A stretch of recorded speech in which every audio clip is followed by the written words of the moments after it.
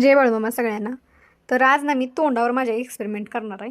तर ही मी काय लावलं आहे मी तुम्हाला थोड्या वेळाने सांगते. पण पहिल्यांदा गावाकडनं जी हरभरा आणला होता ना ती खाऊन घेऊया म्हणलं. कारण ह्या वर्षी हरभरा खायला भेटेल असं वाटत नव्हतं. पण आमच्या सासूबाईंनी ती आमची इच्छा पूर्ण केली आणि हरभरा गावाकडनं पाठवला होता त्यांनी. पण ती खाऊन घेतला आणि हरभरा खाऊन झाल्यानंतर म्हटलं आता जरा बाहेरनं जाऊन येऊया. आमच्या नंदाच्या इकडं चालू होतो आम्ही दोघं पण, कारण पोरं पण शाळेत गेली ती म्हटलं दोघं पण जाऊया. आणि तिथे गेल्या गेल्या यांना बघा असा मोमो गादी भेटली का नाही, यांना लोळी येते म्हणून त्याच्यावर लोळत बसल्या त्यांनी.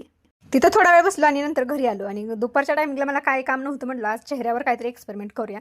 म्हणून मी संत्र्याची सालं वाळवून अशी पावडर करून ठेवली होती त्याची.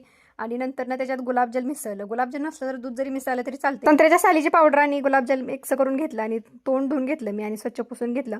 नंतर ना माझ्याकडे काय ब्रश बिस तसला काय आम्ही वापरत नाही, त्याच्यामुळे हातानंच लावायला केलं चालू. पूर्ण चेहऱ्याला आणि गळ्याला लावून घेतलं आणि 10-15 मिनिटं ठेवलं. नंतर ना मी हातानं स्क्रब करून घेतला, म्हणजे असं जास्त जोरात घासून नाही घेतलं मी, वरच्यावरच हलक्या हातानं घासून घेतलं.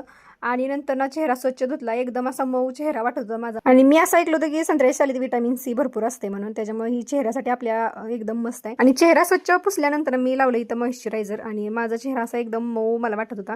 आणि संध्याकाळच्या टायमिंगला मला काढायचं होतं तूप आणि मी आठवडाभराची जी साय साठवली होती ती सगळी एका पातेल्यात घेऊन हलवून त्याचं पहिल्यांदा लोणी काढलं आणि तेवढ्या लोण्यात मी 1 वाटी भरून तूप काढलं होतं घरच्या घरी ते पण.